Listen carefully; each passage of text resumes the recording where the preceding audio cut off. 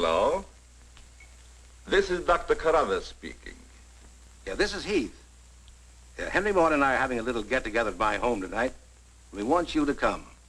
Why, that's nice of you, and I appreciate it. But I'm very busy working on a formula for a new shaving lotion. Oh, but Doc, this is my daughter's idea. And she's going to be awfully disappointed if you don't show up. Don't take no for an answer. Make him come. Yeah, you see, it's a sort of a special occasion. I bet Mary is going to announce her engagement to that young rascal, Don Morton. Tell her I'll be there. Goodbye. Well, it's all arranged. He's coming. He's going to be surprised when he finds the special occasion that's to present him with this bonus check. $5,000.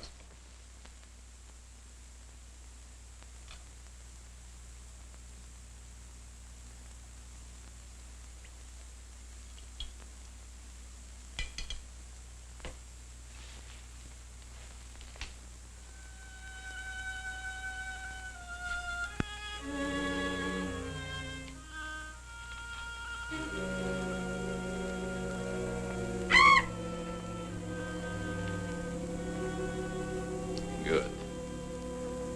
You have not forgotten. You hate this strange oriental fragrance even while you sleep. Just as you did before I made you big and strong. Now, if you detect the fragrance in the night, when you're fully awake, you will strike.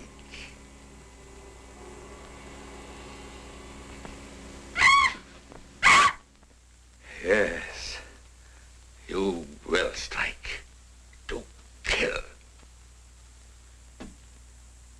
Well, Doc's late. Wonder if he's been called out on a case. Perhaps I'd better phone him.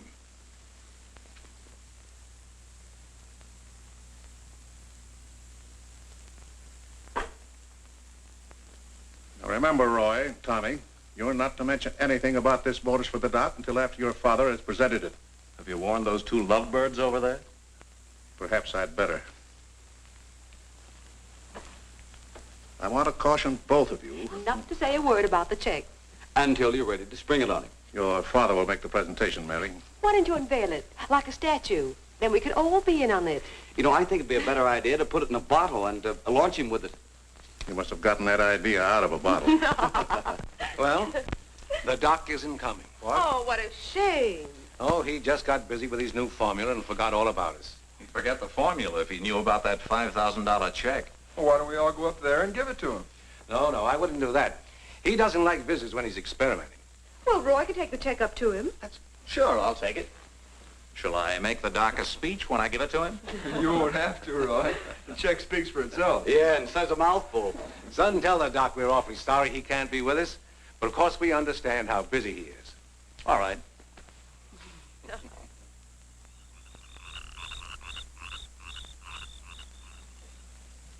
Just a minute, Roy, and I'll be with you.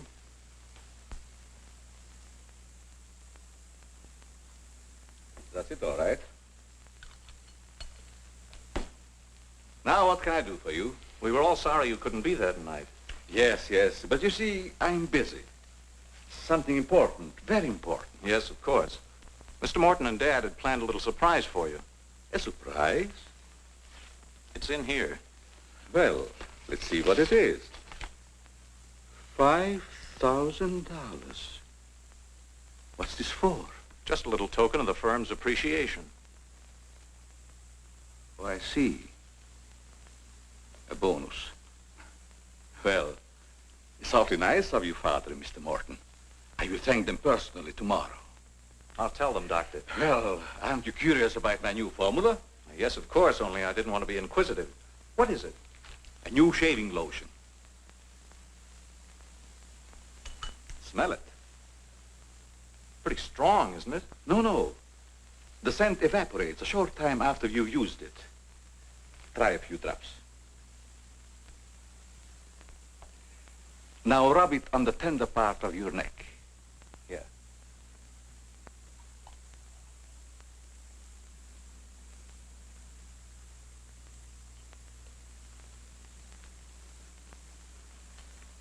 soothing, isn't it?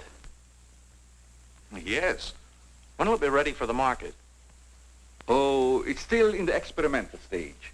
I want to try it out on several people first and see if it works.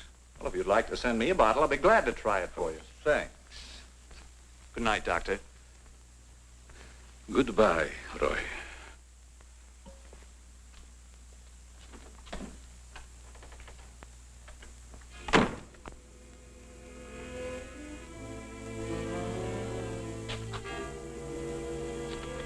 Lovely check, isn't it, Doctor?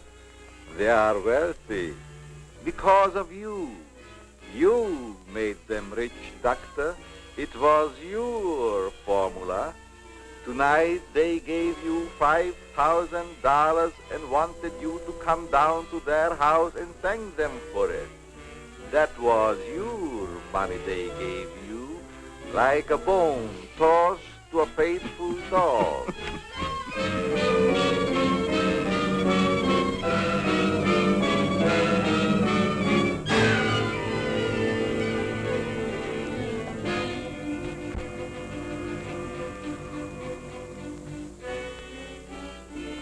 You should be very grateful, Doctor, very grateful. They are rich and happy, thanks to you. And what have you got, Doctor?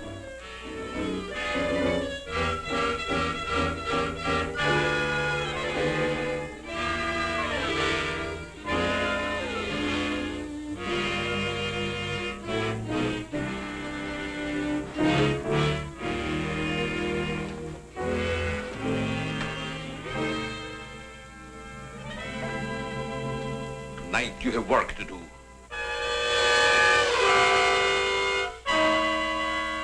It's time you were on your way.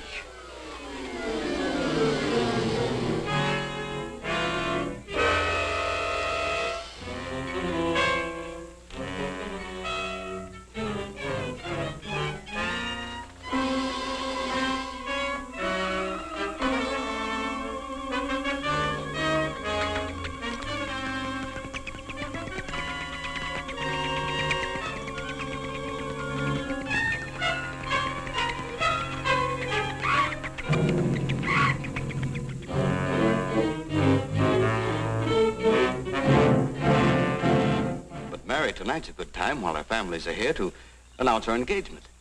Look, Don, I've loved you a long time, ever since we were kids. But I'm afraid it's been more like a sister. Well, I had no idea you felt that way.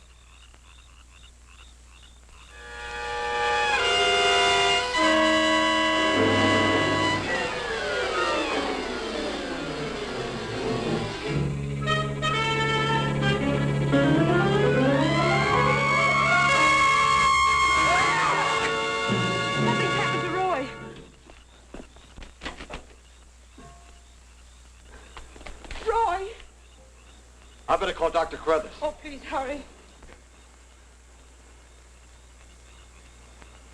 There's nothing I can do. You mean he's dead? Yes, I better call the coroner. You think it's murder? I don't know. I never saw anything like it before.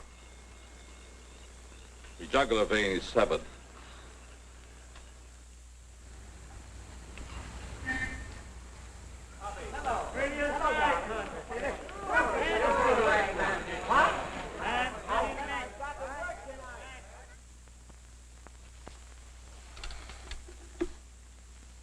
Send Johnny Layton in here.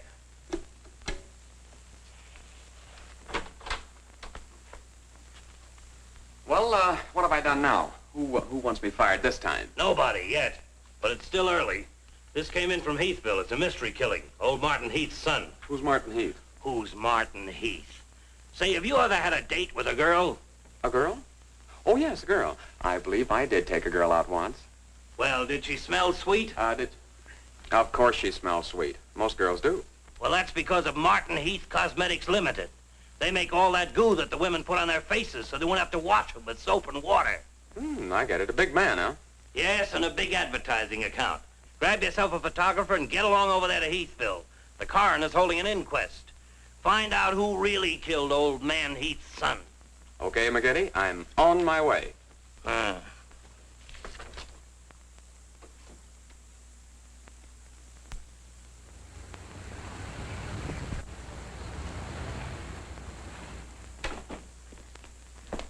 Chief Wilkins? Yeah? I'm Johnny Layton of the Chicago Register. Glad to see you. And this is my cameraman, One Shot McGuire. Hi, Chief. Howdy.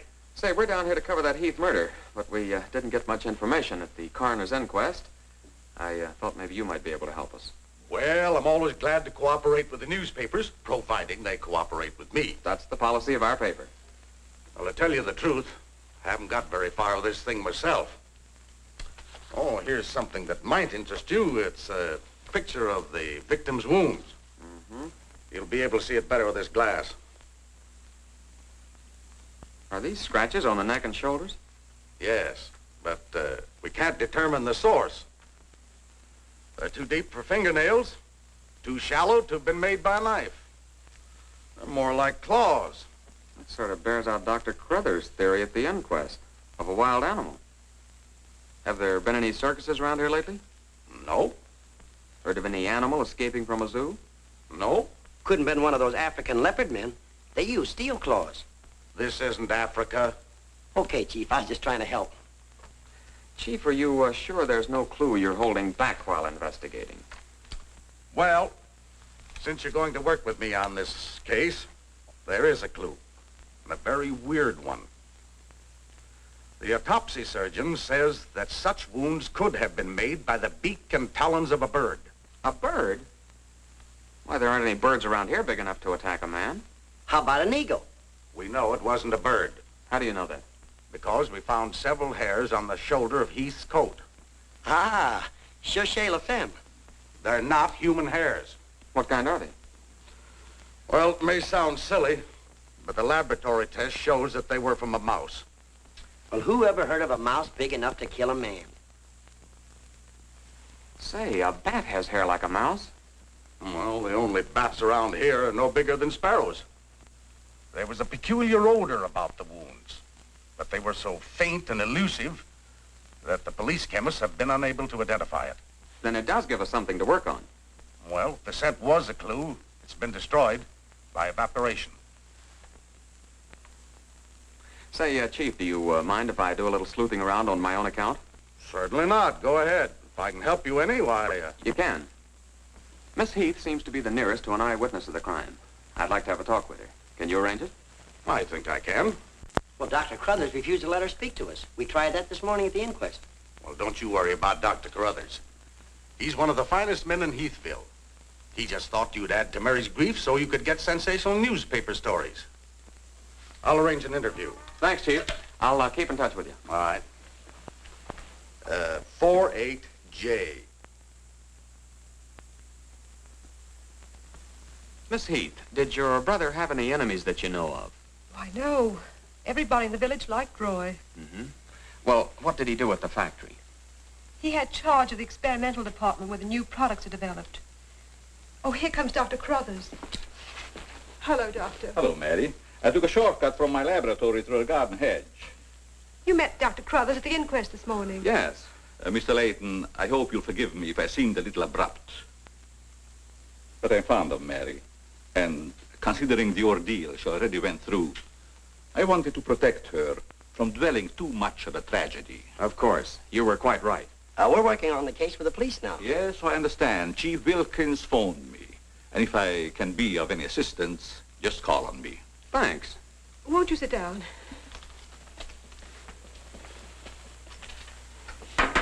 Shall I serve, mademoiselle? No, Maxine, I'll do it. You may go now. Oui, mademoiselle. Do you take sugar, Mr. McGuire? Huh?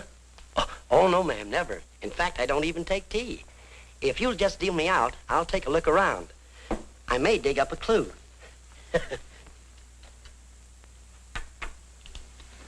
What do you think of Dr. Crothers' theory about a wild animal, Mr. Layton? Well, frankly, I don't think much of it. I can't say that I blame you. But I, as a scientist, take many things into consideration a layman might overlook. For instance? The jagged nature of the wound, the rapidity with which the murderer escaped, the scratches from talons or claws. But when an animal attacks a human, there's bound to be a lot of noise. You heard Miss Heath testify there was no sound of a struggle. No. Only those awful screams. It's very puzzling. Very mystifying. Doctor, when you last saw Roy, did he seem worried or nervous or moody? No, not at all. On the contrary. He was in the best of spirits. Well, I've got to get back to the village now and file my story. You'll excuse me? If you find it necessary for us to talk again, you may come back at any time. This evening, if it's all right with you. I'd like to spend some time here. Why, yes, that'll be quite all right. Thank you. Goodbye, Miss Heath. Goodbye. Goodbye, Doctor. A little more chiffon, baby. I do not understand. Oh, you know what I mean. A little more of your stocking. Like these? Sure, I like 'em. Who wouldn't? Now, hold nice and still, because this is going to take a little time.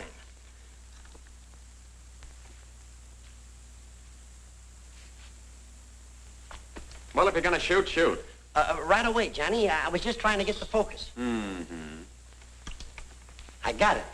And not bad, either. I'll be back in a minute, Frenchie. And don't worry none about those werewolves, because nothing's going to harm you while I'm around here.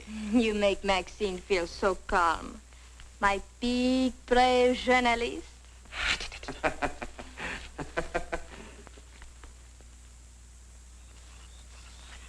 This is my idea of nothing at all. Sitting here waiting for an animal to give us an argument. Look at that moon. And I had a date with Frenchie. Oh, stop crabbing. We're supposed to solve a murder. You, Big, brave journalist. This is the first time I've ever been invited anywhere and asked not to shave until after I get there. I wanted to observe your exact reaction when you tried the lotion. Oh, now I understand.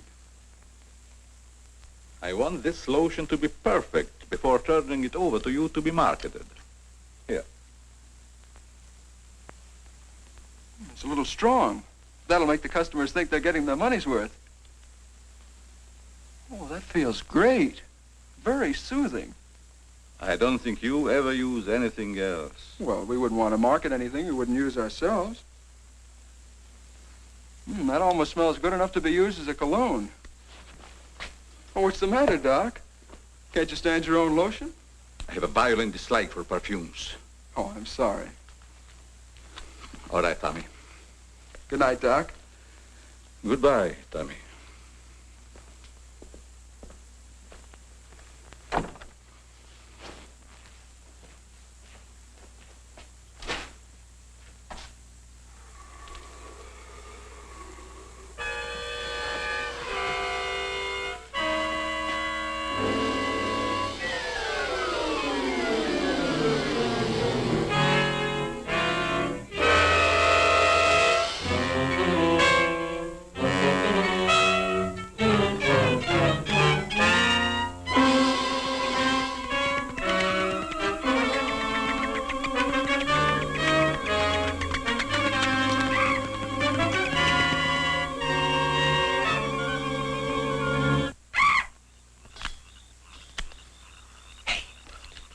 What's that? Where? Over there, something's moving.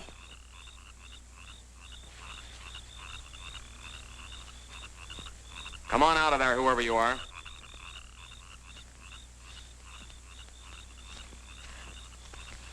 What are you doing out here, Miss Heath? I thought you might want some company. Shall we sit down? You know, you shouldn't be wandering around the garden at night after what's happened. Neither should you. Well, but it's part of my job. Mine, too. Roy was my brother. Be careful, I think it's Tommy. Hello, Tommy. Hello, everybody. Hello, Tommy. darling. What's up, sis? Mr. Layton wanted to stay in the garden for a while, so I joined him. Don't tell me you're waiting for that animal Dr. Carruthers mentioned. So you don't believe it either? I certainly do not. It's ridiculous. But somebody or something killed your brother. And I suppose you're working on the theory that the murderer always returns to the scene of the crime. Perhaps I am. Well, not for me. If you'll take my advice, Mary, you'll leave these gentlemen to their vigil and go to bed. That's what I'm going to do. Good night. Good night, Tommy.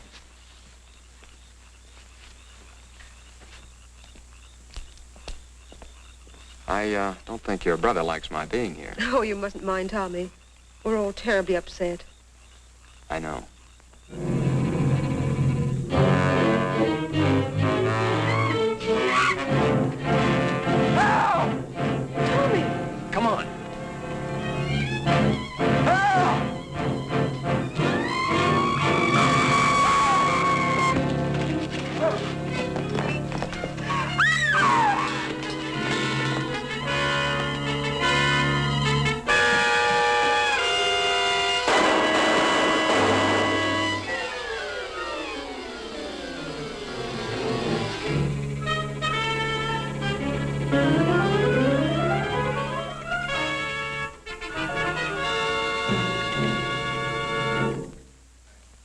But I'm telling you, McGinty, it was a bat. I saw it kill Tommy Heath.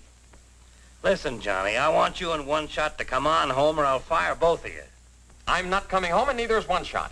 I'm keeping him here to get a picture of the devil bat. Say, that'll look great in the headlines. Devil bat strikes again. Listen, don't tell me it had horns. Maybe I better send a wagon with the steel bars and the strong boys with the straitjackets. Look, Joe, have I ever lied to you? Plenty of times. Well, I'm not lying this time. If it ever got out that I cooked up a fake story about a devil bat, I wouldn't be able to get a job on a country weekly. Print the story, Joe. So help me, it's on the level. All right, I'll print it. But I won't believe it. Not till One Shot gets me a picture of that devil bat in action. Don't worry, he'll get it. Goodbye. You, my friend, are going to get a shot of the devil bat in action. Who, me? How? Have you noticed there's a taxidermist shop in the village? Well, you wouldn't suggest that I go out and stuff a bird, would you? One Shot. To think that you'd even hint that I would suggest you have the village taxidermist build you a nice big bat for pictorial purposes. Besides, a bat isn't a bird, it's a mammal. Well, why didn't you say so in the first place? Where is this bird stuffing emporium? Oh, down on Cottage Grove Avenue.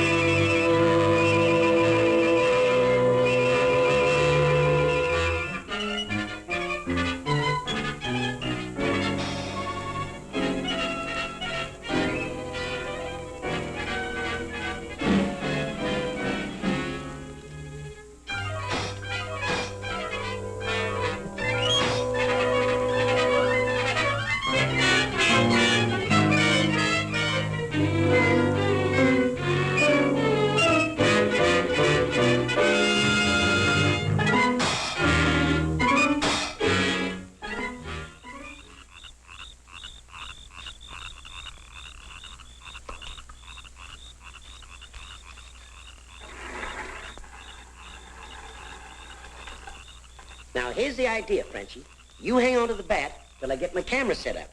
And when I raise my hand, you give the bat a good shove, and it'll swing out just like it's flying. Then I can get a swell picture from my boss. Get it? Oui. I am wise, no? No. But hang on to the bat until I raise my hand, huh?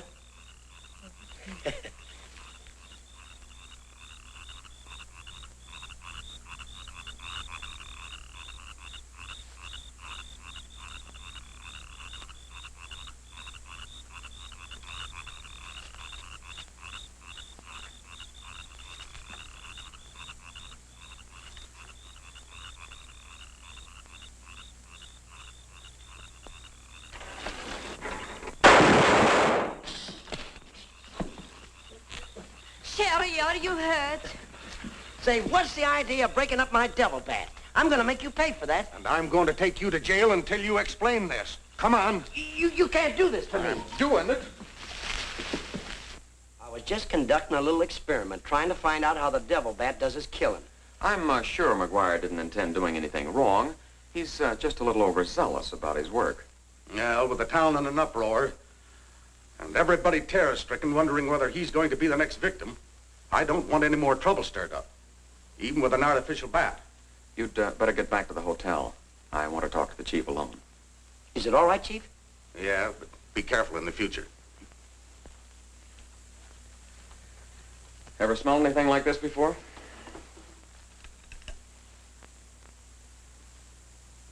Well, yes.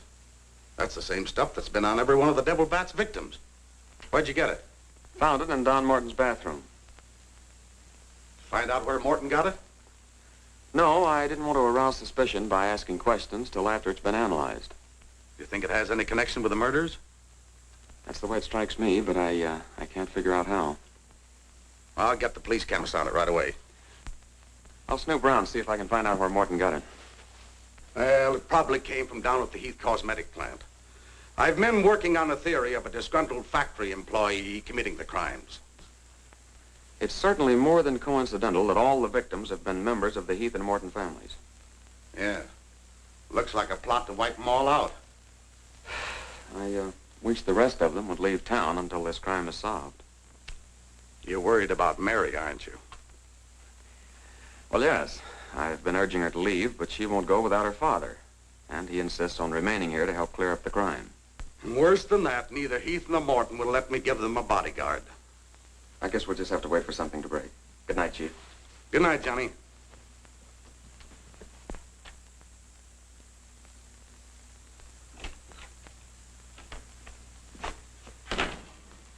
Boy, have I got a picture that'll knock McGinty dead. Meet the double bat. Well, how about that wire? Looks as if the bat's on a flying trapeze. Oh, but I'm not through working on it yet. See, I can touch this picture up so the bat will look like he's got nothing around him but nothing. Okay, Rembrandt. You win.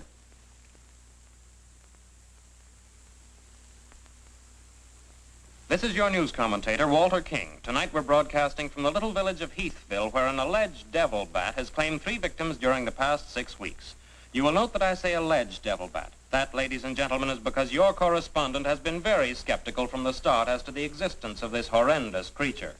I have as my guest in the studio tonight Professor Percival Garland Rains, perhaps the world's greatest authority on animal life. I'm going to interview Professor Rains on the subject of the devil bat. Our radio audience may draw its own conclusions. Professor Rains, first let me ask you, point blank, do you believe that any such creature as the devil bat exists? I do not. He's got a nerve. Quiet. In the Dark Ages, when men and women lived in caves, there may have existed a bat of this size. But not in this day and age. How do you account for the fact that Mary Heath, whose 2 brothers were victims of the devil bat, and a newspaper reporter, John Layton, claim to have seen this amazing creature? Sometimes under stress of excitement, our minds play tricks on us. Hey, he's insinuating you saw the little bat that wasn't there. Pipe down. But how about the picture of the devil bat published by Mr. Layton's paper? I examined that picture under a powerful magnifying glass. I denounce it as a fraud. Whoever constructed the strange-looking monster forgot to remove a label from the silk used on its left wing. That label reads, "Made in Japan."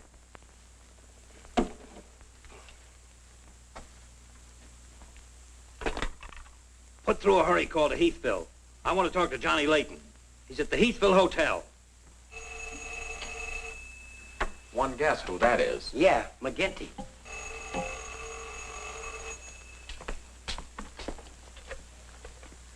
Go ahead, pour it on. So you slipped over a fake picture on me, huh? Well, you're fired, both of you. And I'll see to it that you never work on another newspaper as long as I live. Made in Japan. You tell One-Shot McGuire he ought to be snapping photos in a booby hatch. Both of you, come on in and get your final checks. Oh, no. We're not coming in to get anything. All right, so we're fired. But we're staying here just the same. I saw that bat. We're going to stay here till we catch that bat, and when we do, I'm going to bring it in and stuff it down your throat. Goodbye. Well, we're fired. Mm-hmm. Again. That's him calling back to apologize. Now, you give him a good scare. No use begging us to go to work for you again, McGinty. You fired us and we're staying fired. Oh, Mary, I thought it was somebody else. Johnny, why did you make a joke of a tragic thing like this? But it wasn't intended as a joke, Mary. I was only trying to get the news. I suppose you call it getting the news when you arrange to print a picture. That's a deliberate hoax. That has the entire country laughing. A grand joke, Johnny. But somehow I can't appreciate it. But I can explain that picture. Don't try, Johnny.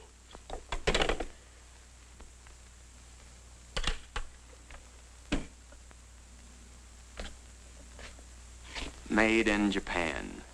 I ought to skin you alive and nail your hide to a barn door.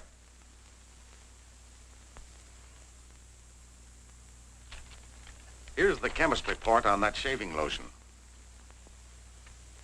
I see you couldn't break down one of the ingredients. Yes, he said it must be some element with which he's not familiar. We won't get anywhere until we identify it. There's just one other man in this town that might be able to help us. Dr. Carruthers. Yeah, Carruthers could help us. I found out he compounded that lotion. Well, if you suspect Carruthers, you're barking up the wrong tree, Johnny. He's the last man in this town that would harm anyone. Why, everybody loves him. Maybe so. But here's something else I dug up. The Heath and Morton fortunes are based on a greaseless cold cream formula Dr. Crothers invented. So what? All the doctor got out of it was $10,000, and the others made a fortune. Well, it's common knowledge that he sold out for cash when he could have had an interest in the firm. Just the same, every victim had this stuff from his laboratory on him. Maybe you've been working too hard on this case, Johnny. I'd like to get his reaction on the stuff. If he denies knowing anything about it, we'll know there's a tie-up somewhere. I think you're balmy. But just to show you that I'm following up every clue, we'll talk to him. We'll, put this in another bottle, and without telling him we know he compounded it, ask him to analyze it. Doc, I hope we're not upsetting your work barging in on you this way. No, not at all. I'm anxious to help solve these crimes. All the victims were very dear friends of mine. Here's a sample of the stuff young Morton and the two Heath boys had on them when they were attacked by the devil bat. Of course, it doesn't make sense to me that a bird would choose only people using that particular stuff. A bat is not a bird. It's a mammal. Well, anyway, our police chemist couldn't break down one of the ingredients. We thought perhaps you could. Why, I compounded this myself. It's a new shaving lotion I'm experimenting with. The ingredient your chemist couldn't break down, I discovered years ago in Tibet. How did you happen to put it in a shaving lotion? Oh, the lamas use it in some of their religious rites as a perfume. The scent is very pleasant and can't be imitated by competitors. But what were Don Morton and the two Heath boys doing with the stuff? Oh, it is the policy of our firm to try out any new product before marketing it. Well, that knocks our theory into a cocked hat. Yeah. We were hoping the unknown ingredient might turn out to be some sort of a clue. This isn't the kind of bottle I give it out in, but I presume your chemist changed it when making the analysis. Yeah. Is there anything else I can do to help? Tell me, did you hear Professor Raines on the radio last night? Yes. It was very interesting and very asinine. You mean you believe there is a devil bat? Why not? You saw it, didn't you? Well, sure I did. So did Mary. Then why worry about what one scientist says? That one scientist got me fired. Oh, you mean your newspaper discharged you? That's right. Oh, that's too bad. Then you're believing Heathville before the mystery is solved. I'm afraid not. I'm going to stay here and work with the chief. Since you're going to stay here for a while, I would like you to try out a bottle of the new lotion and tell me how you like it. And you too, Chief. No, not me, Doc. If my wife ever smelled perfume on me, she'd suspect me sure. Well, Mr. Layton, I understand you are not married. All right, I'll try it in the morning when I shave. I guess we better be going, Chief. See you later, Doc. So long, Dr. Crothers.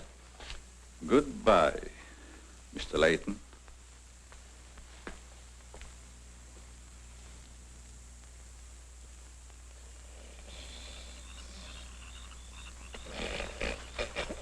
What's the matter? What's the matter? Does that smelly shaving lotion put you to sleep? Oh, why'd you tell the doc you're going to use it if you think it's smelly?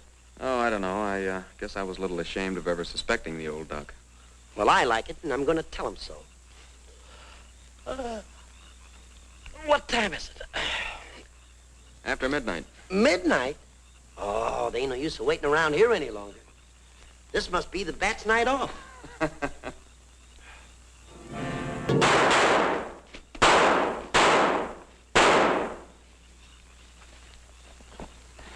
You got him.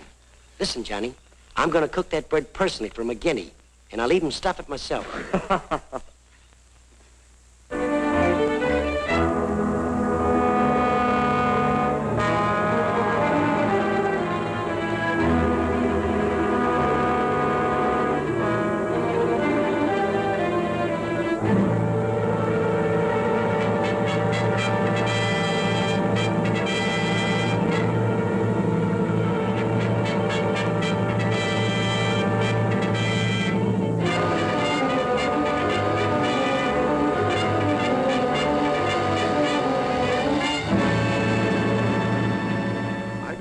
skeptical when I came to Heathville today to examine the body of this so-called devil bat.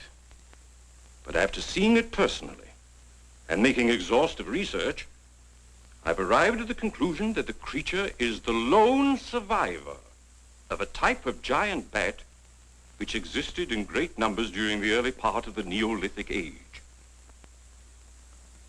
Perhaps I should explain for the benefit of some of our listeners that the Neolithic age is that period of antiquity commonly called the Stone Age.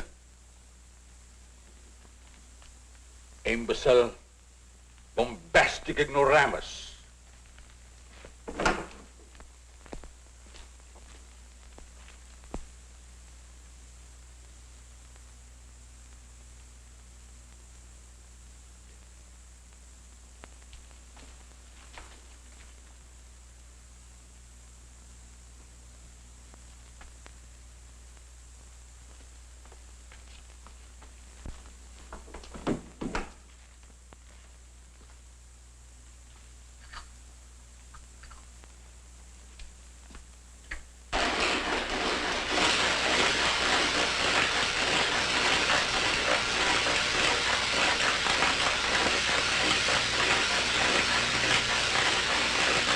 Sorry, McGinty, but One Shot and I are not interested. At your prices. Of course, if there was a raise of, say, $30 plus a fat bonus, we might consider it. You're hold-up men, both of you. I refuse to be robbed. Have it your way, McGinty. Have it your way. But we have the bat's corpus delicti and the exclusive picture. Of course, I've got an eyewitness story that 2 syndicates are bidding for. And don't forget, you got to pay us for the time we were fired. That's better. Now you're talking, boss. Okay, we're working for you again. We'll gather up the loose ends and see you in a couple of days. Goodbye. Come in. Hello, Johnny. Well, Mary. Johnny, I came to tell you that I'm sorry I said what I did the last time we talked. Do you suppose... well, I don't know how to say it, but... I do. Miss Heath, do you suppose that little French girl would apologize to me if I looked her up? Well, I'm positive she would.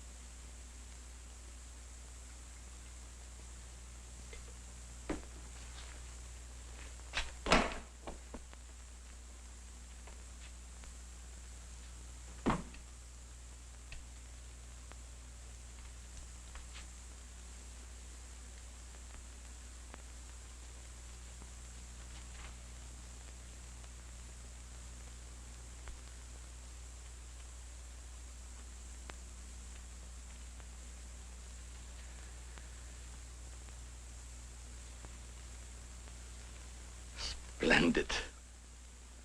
You will be even greater than your unfortunate predecessor.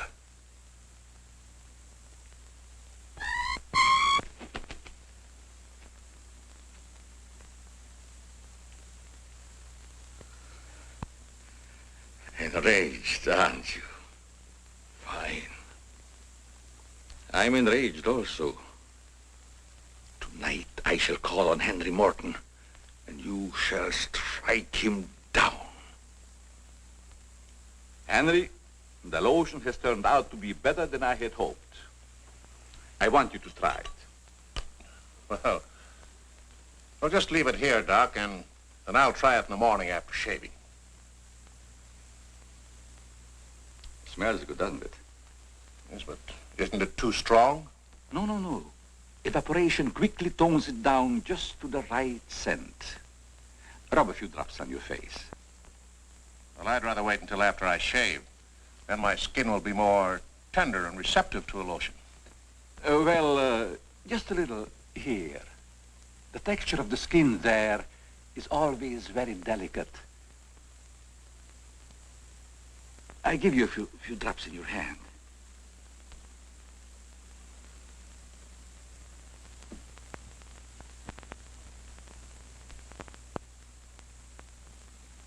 I hope you're right about that scent evaporating quickly. I smell the high heavens. Perhaps that will be the secret of its success. Well, you can never tell what's going to happen in this business. You can believe me, Henry. You don't have to worry. Yes, I can believe that, Doc. All of your formulas have been highly successful. Oh, I've been going over the report of the company's annual earnings. A net profit of over $1 million. Not bad, eh? When you remember what we built on. A mere $10,000 for your formula. You shouldn't have demanded all cash, Doc. You should have ridden along with us. Then you'd be rich, too. Oh, but then you've had a lot of fun in your laboratory with your experiments, dreaming up something new. You're a dreamer, Doc. Too much money is bad for dreamers. So you try to pay me in flattery, telling me that I'm a dreamer. Well, I do dream. Dreams that you could never guess. Your nerves are frayed, Doc. Now calm down. Get a grip on yourself. You've been working too hard on your formula. Formula. That's but child's play for a great scientist. Your brain is too feeble to conceive what I have accomplished in the realm of science. Doc, you've made some great scientific discovery. What is it? When you'll find out, Henry, it'll be too late for you. Oh, come, Doc. You can't pretend to control a man's destiny. I've already proved it 3 times.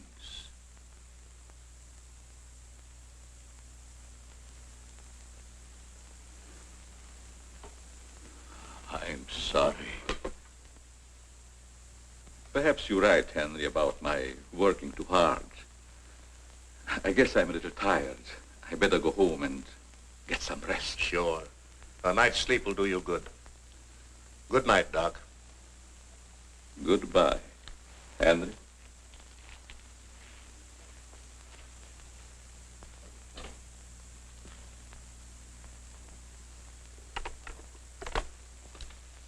.36J. Hello? Oh, that's you, Martin? Yes, Henry. I want you to call Chief of Police Wilkins to come to your house immediately. It's very important. Chief's here now. Well, don't let him leave until I get there. What on earth's happened? I think I've got a clue to all those murders. It may peter out, but if half what I suspect is true, it's the most diabolical plot that a madman ever concocted. What is it? Talk about the absent-minded professor. I forgot my hat. Henry, what is it? I'll tell you all about it when I get there. I hope I didn't intrude on a private conversation. No, nothing important.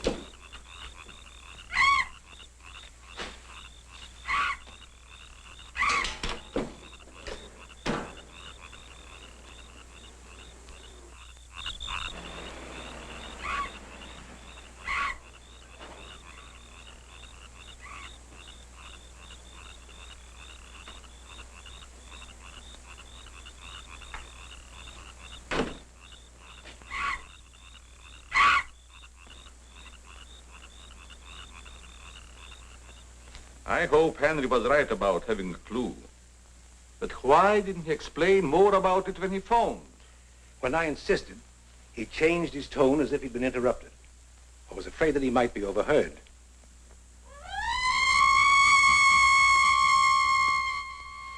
What is that squeaky sound? Oh, just some night noise. Help!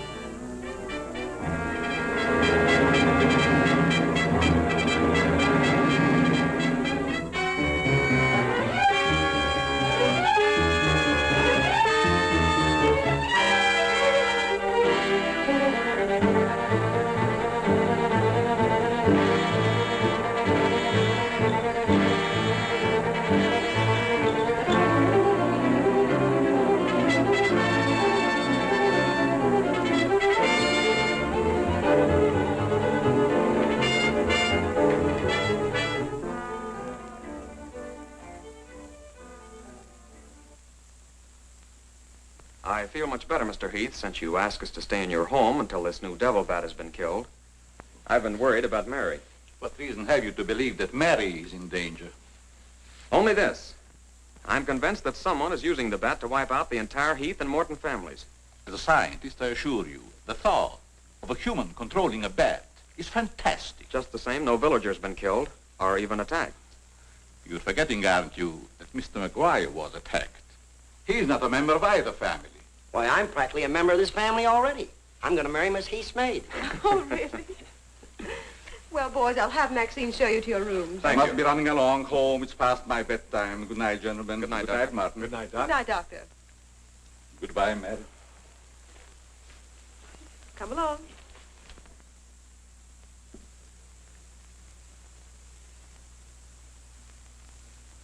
Maxine? Oui, mademoiselle.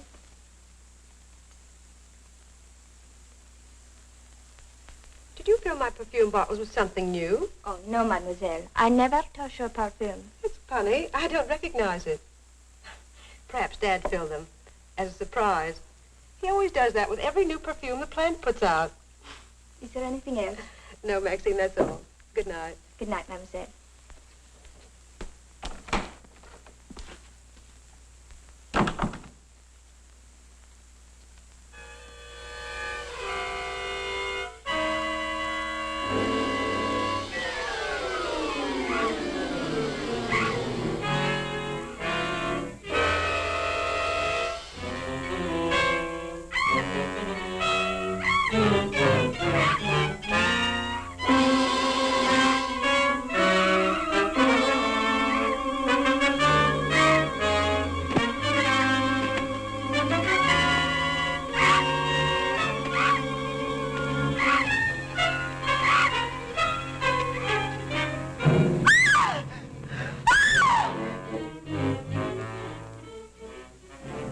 Mary, what happened? It was trying to get in the window. A big bat. Oh, it was awful.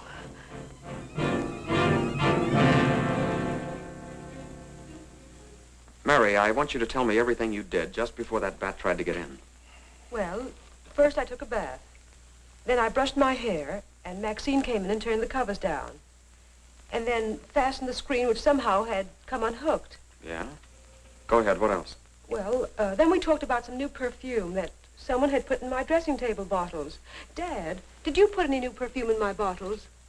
No, I didn't. Is this the stuff? Yes. Tony, this smells like... Hey, quiet. I've got a hunch that I want to follow up, and I'll need everybody's cooperation. We'll do everything we can. Of course. What's Carruthers' number? 48J. Operator, give me 48J, please. Hello, Dr. Carruthers. This is Johnny Layton. That's right. Something terrible has happened to Mary. Can you hurry over? I'll be right there. Good. Oh, Johnny, I'm all right. I don't need a doctor. That's where the cooperation part comes in, Mary. You'll have to pretend to be a nervous wreck. Mr. Heath, you in one shot must help her trick Dr. Carruthers into staying here as long as you can. Where are you going, Johnny? To, do a little private bat hunting.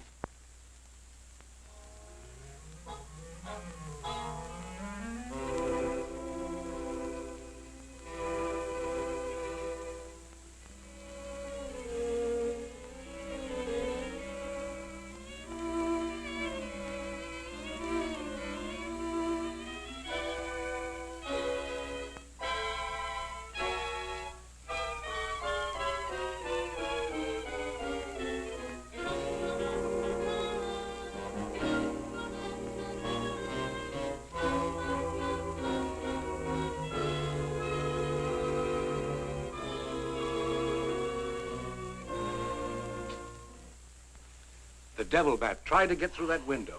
If she's suffering from fright, I give her a sedative. Where's Mr. Layton? Why, I guess he's out in the garden hunting the devil bat. Layton is a very brave young man. Give Miss Heath one of these every half an hour. Oui, doctor. It will quieten her nerves. But, Doc, hadn't you better stay until she's quieter? She'll be all right in the morning. Hey, Doc, I don't feel so good myself. Would you mind taking my temperature? You look perfectly well, Mr. McGuire. Well, you ought to see my tongue. It looks just like a squirrel's tail. Look. Try some calomel.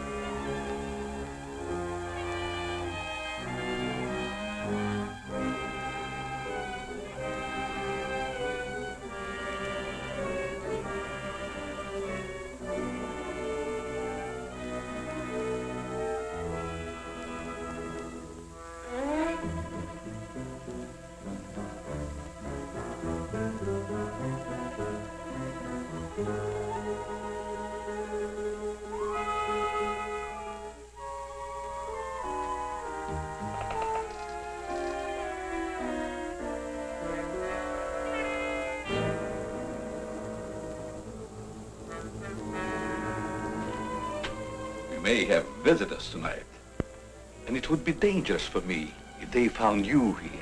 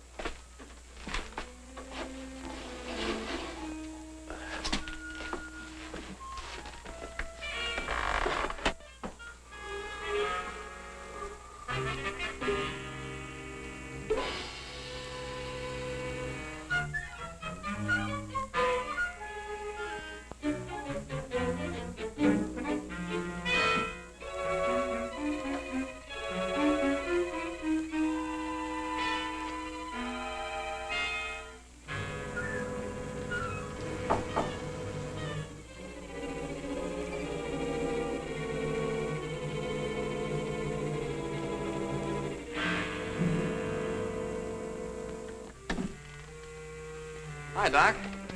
I hope I'm not intruding. No, not at all. I heard you were out stalking the devil bat. Any success? No, but I thought maybe you might be able to help me. Well, I don't see how that's possible, but if you can suggest anything... Well, you could give me some more of that new concoction of yours, that shaving lotion. But how on earth could that possibly help catch the devil bat? I've still got a crazy idea that if I douse myself with it, it might attract the killer. I don't see how you can connect the two. But there is a bottle of the lotion on the table. Thanks.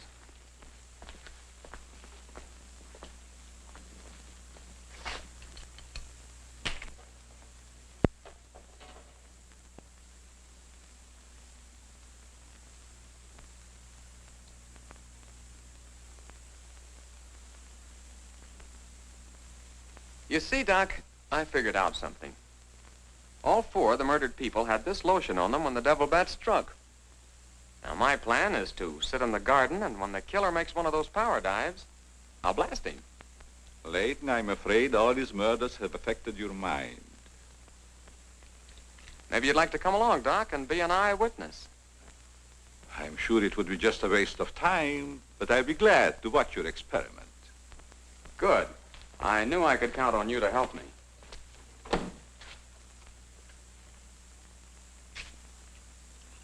I tell you, Layton, expecting a bat to be attracted by the scent of a lotion is all foolishness. I think I better run around. Ah, sit down, Doc. The devil bat's behind schedule tonight.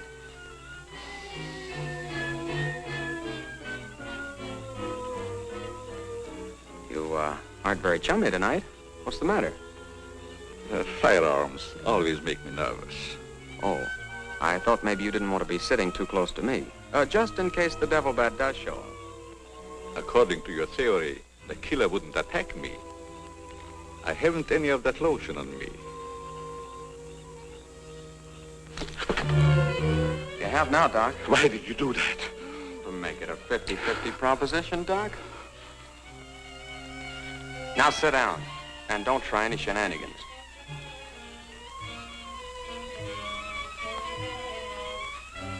Not so funny when it's your own jugular vein that's in danger. Is it, Doc? I don't know what you're talking about. Maybe you made a mistake when you let that devil bat of yours out of the attic tonight. Don't worry about the bat killing you. I'm saving you for the hangman. Tell me, Doc, how did you develop a monster bat like that? You wouldn't understand the scientific theory.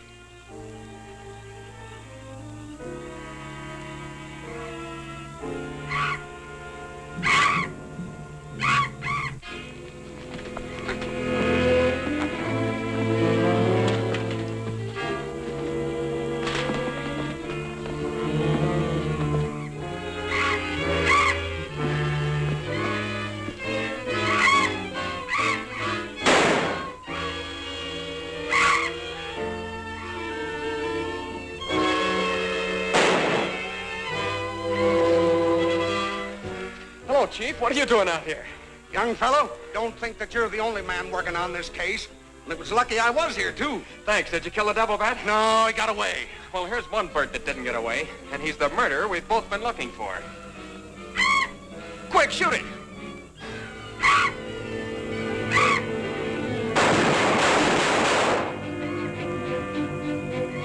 Where is it? It's gone. And so's the doctor. Did you get the bat? What happened? Doc Carruthers is the murderer, and he's hiding somewheres in the garden. You fellas get back to the house and guard Mary. Come on.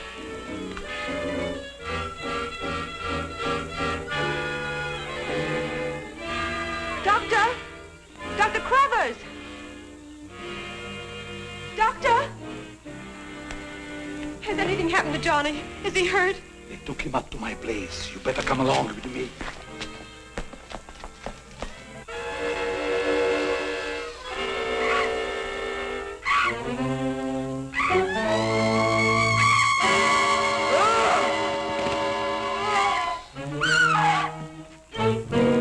That was Mary.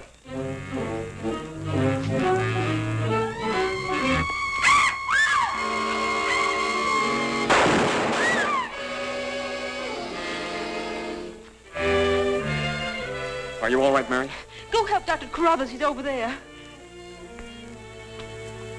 That devil bat belonged to the doctor, Mary. He created it to commit those murders. Well, it's too late to help the doc.